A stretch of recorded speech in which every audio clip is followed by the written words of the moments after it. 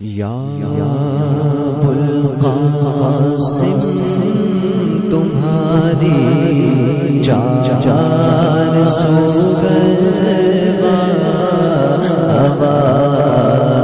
یا ابوالقاسم تمہاری چار سو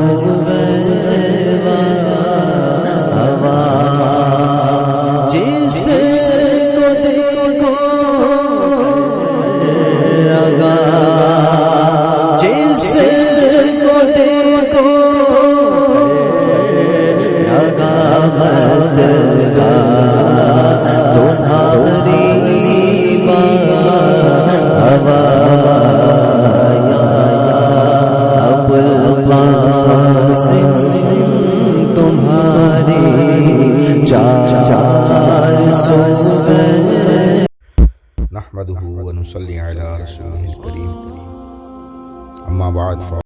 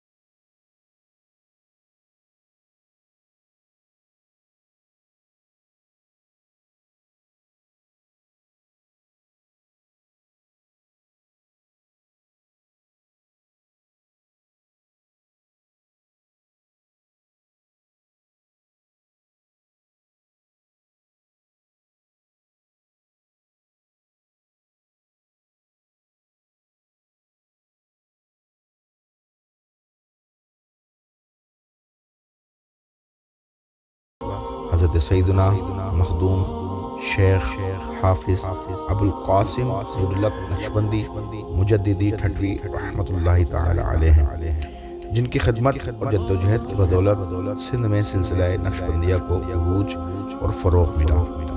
آپ کا تعلق ملتان شریف کے علمی و ادبی سہروردی سلسلے کے مشائخ کے درس خاندان سے تھا۔ آپ کا اسم گرامی ابوالقاسم اور لقب نورالحق تھا، جو آپ کے پیر مرشد حضرت مجدد الثانی فاروقی سرہندی نور اللہ مرکزہ کے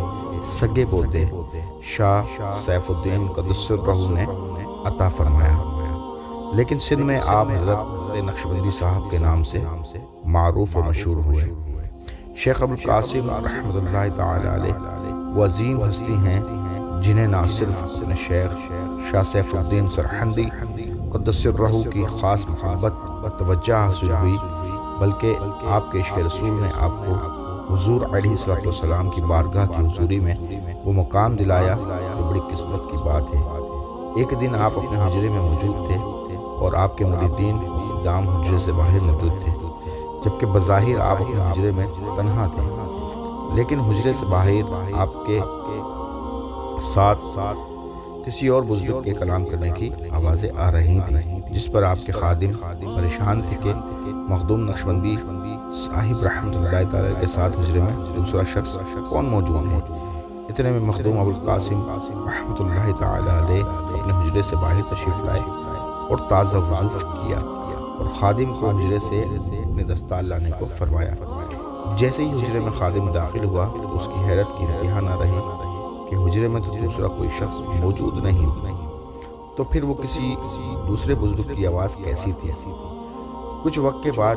جب خادم کو یہ معمہ سمجھ نہ آیا تو شیخ صاحب سے اس نے سوال کر ہی لیا۔ حضور اس روز آپ حجرے میں تنہا تھے، لیکن آپ کے حجرے سے ایک اور بزرگ ہستی سے آپ کے کلام کرنے کی آوازیں آ رہی تھیں، کیا ماجرا ہے؟ فقیر کو سمجھا دیں۔ تو یہ سن کر مخدوم ابوالقاسم نقشبندی رحمۃ اللہ تعالی علیہ مسکرانے لگے اور فرمایا کہ تم پوچھتے ہو تو بتا دیتا ہوں کہ اس روز میرے حجرے میں آقائے دو جہاں سرور ذیشان مکی مدنی سلطان حضرت محمد مصطفیٰ صلی اللہ تعالی علیہ وآلہ وسلم تشریف فرما تھے اور انتہائی اہم معاملات پر آپ صلی اللہ علیہ وسلم گفتگو فرما رہے تھے۔ سبحان اللہ عز و جل، کیا شان ہے اللہ والوں کی کہ حضور علیہ السلام دنیا سے ظاہری پردہ فرمانے کے بعد بھی اپنے غلاموں کی دستگیری فرماتے ہیں۔ خادم کو یہ راز کی بات بتانے کے بعد اس قدر مشہور ہوئی کہ آپ کا یہ حجرہ اقدس حضور علیہ السلام کے قدموں کی برکت سے حجرہ حضوری مشہور ہو گیا، اور جب سے رہتی دنیا تک یہ عاشقان مصطفیٰ صلی اللہ علیہ وسلم کے لیے مرکز عقیدت بن گیا، اور بڑے بڑے اولیاء و علماء اس مبارک حجرے کی جارو کشی کو اپنے لیے سعادت سمجھتے ہیں۔ اس حجرہ حضوری سے برکتیں حاصل کرتے ہیں تو یہاں ذکر و درود پڑھ کر مدینے کے مزے لیتے ہیں۔ الحمدللہ عز و جل، فقیر تعداد میں بیان اس مقدس حجرے حضوری میں لا تعداد بار حاضری دے کر حاضری مدینہ اور اس کے مزے اور برکتیں لوٹ چکا ہے۔ اللہ تبارک تعالیٰ نے شیخ ابوالقاسم رحمۃ اللہ تعالی علیہ کو بے شمار کرامتوں سے نوازا، اور آج بھی مکری کے قبرستان میں آپ کا دربار اس بات کی گواہی دے رہا ہے کہ اللہ عز و جل کی عطا سے اس دربار پر آنے والا عقیدت مند خالی ہاتھ نہیں لوٹایا جاتا ہے۔ آپ کا وصال باکمال 7 شعبان المعظم 1138 ہجری کو ہوا، اور ہر سال آپ کا اس مبارک آپ کی درگاہ شریف اور فقیر کے آستانے خانقاہ بغدادیہ بیت جہانیہ نیو کراچی میں بڑی شان و شوکت اور عقیدت سے منایا جاتا ہے۔ اللہ عز و جل کی آپ رحمت ہو اور آپ کے صدقے ہم سب کی مغفرت، آمین بجاہ نبی الامین صلی اللہ علیہ وسلم۔ یا ابوالقاسم تمہاری چار سو